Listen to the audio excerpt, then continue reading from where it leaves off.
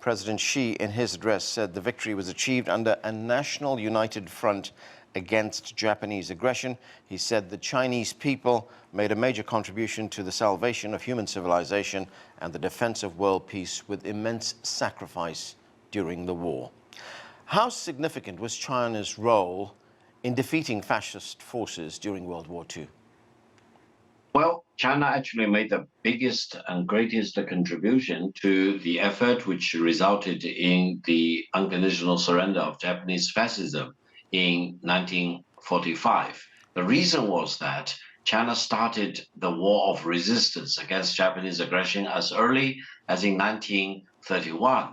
And for about 10 years, leading all the way up to the Japanese surprise attack on Pearl Harbor in December 1941, China fought against the Japanese aggressors more or less alone by itself.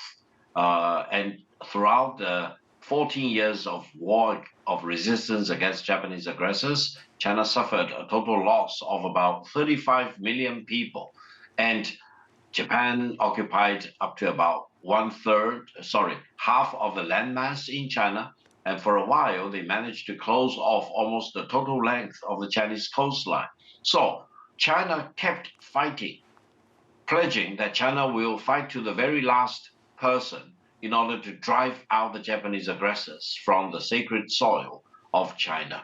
And after Pearl Harbor, China and the United States became allies with each other, and we fought against the Japanese aggressors shoulder to shoulder, back to back.